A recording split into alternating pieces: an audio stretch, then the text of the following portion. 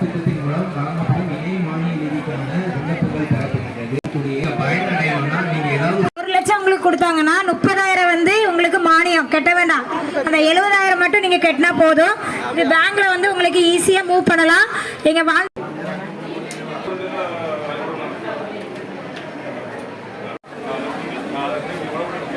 சொல்லுங்க, அவ்வளோதான். Right, okay.